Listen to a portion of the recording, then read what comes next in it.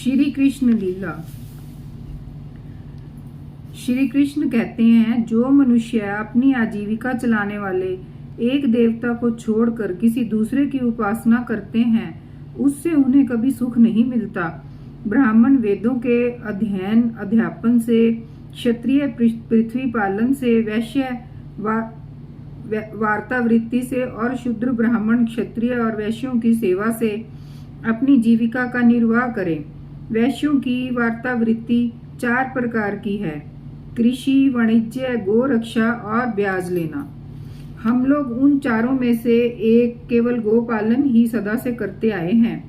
पिताजी इस संसार की स्थिति, उत्पत्ति और अंत के कारण क्रमशः सत्व गुण, रजोगुण और तमोगुण है।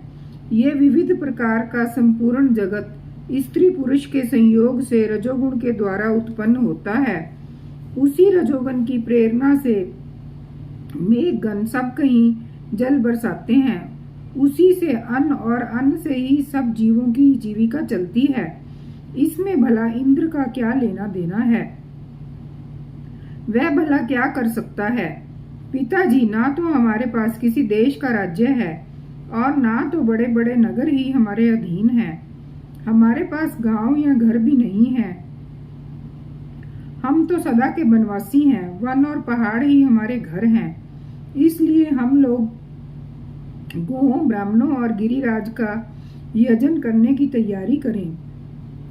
इंद्र यज्ञ के लिए जो सामग्रियां इकट्ठी की गई हैं, उन्हीं से हम इस यज्ञ का अनुष्ठान होने दें। अनेकों प्रकार के पकवान, खीर, हलवा, पुआ, पूरी आदि लेकर मूंग की दाल तक बनाई जाए। ब्रज का सारा दूध एकत्र कर लिया जाए।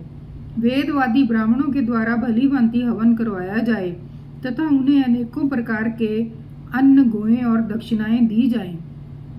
और भी चंडाल, पतित और कुत्तों तक को योग्य वस्तुएं देकर गायों को चारा दिया जाए और फिर गिरिराज को भोग लगाया जाए।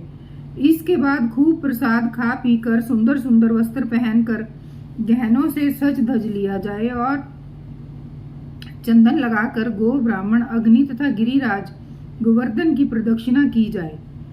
पिताजी, मेरी तो ऐसी ही सम्मति है। यदि आप लोगों को रुचि लगे तो ऐसा ही कीजिए। ऐसा यज्ञ गो, ब्राह्मण और गिरिराज को तो प्रिय होगा ही, मुझे भी बहुत प्रिय है। शुकदेव जी कहते हैं, परीक्षित, कालात्मा भगवान की इच्छा थी कि इंद्र का घमंड चूर चूर कर दें। नंद बाबा आदि गोपों ने उनकी बात सुनकर बड़ी प्रसन्नता से स्वीकार कर ली। भगवान श्री कृष्ण ने जिस प्रकार का यज्ञ करने को कहा था, वैसा ही यज्ञ उन्होंने प्रारंभ किया। पहले ब्राह्मणों से स्वस्ति वाचन कराकर उसी सामग्री से गिरिराज और ब्राह्मणों को सादर भेंटें दी तथा गऊओं को हरी हरी घास खिलाई। इसके बाद नंद बाबा आदि गोपों ने गऊओं को आगे करके गिरिराज की प्रदक्षिणा की।